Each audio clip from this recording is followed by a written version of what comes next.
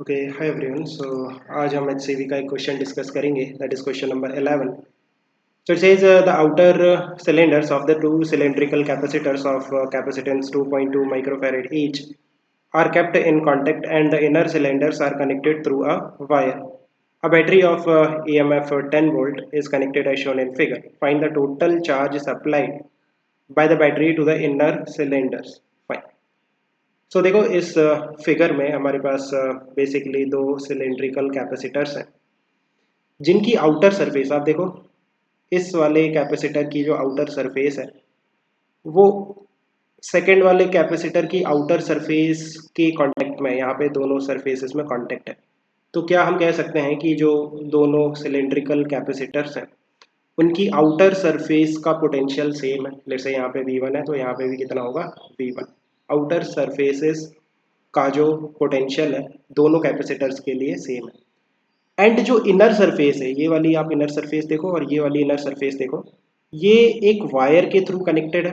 तो क्या हम कह सकते हैं कि इनर सरफेसेस का पोटेंशियल भी सेम होगा। अगर यहाँ पे V2 है देन यहाँ पे भी V2 है। तो आप देखो जो फर्स्ट वाला कैपेसिटर है लेट्स से C1, उसके अक्रॉस कितना पोटेंशियल डिफरेंस है V2 माइनस V1। सिमिलरली जो सेकेंड वाला कैपेसिटर है C2, उसकी प्लेट्स के अक्रॉस भी सेम पोटेंशियल डिफरेंस है, that is V2 minus V1। तो बेसिकली ये जो दो कैपेसिटर्स है ना C1 और C2, ये कैसे हैं पैरेलल में। जस्ट लाइक आप इस तरह से दो कैपेसिटर, अगर पैरेलल प्लेट कैपेसिटर मैं लेता हूँ तो अगर हम दोनों कैपेसिटर्स की ऊपर वाली प्लेट को आपस में कनेक्ट कर देते हैं और नीचे वाली प्लेट्स को भी आपस में कनेक्ट कर देते हैं तो ये जो दो कैपेसिटर्स हैं ये पैरेलल में हो जाते हैं। सेम सिचुएशन यहाँ पे भी है। आउटर सरफेसेस को आपने कनेक्ट कर दिया और इनर सरफेसेस को भी कनेक्ट कर दिया। जस्ट लाइक यहाँ पे ऊपर वाली प्लेट्स को कनेक्ट कर देते हैं वायर से और नीचे वाली प्लेट को भी वायर से कनेक्ट कर देते हैं। सो यहाँ पे आपको ये देखना पड़ेगा कि ये जो दो कैपेसिटर्स है ना ये पैरेलल में। इंडिविजुअल कैपेसिटेंस हमें दे रखा है। C1 कितना है 2.2 माइक्रोफैरेड, C2 कितना है 2.2 माइक्रोफैरेड।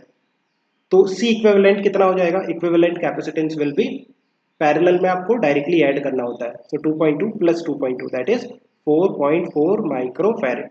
नाउ कितना चार्ज बैटरी सप्लाई करेगी, charge supplied bye battery in the circuit, यहाँ पे जो बैटरी है उसका EMF आपको 10 वोल्ट दे रखा है। तो Q is equal to C equivalent into V।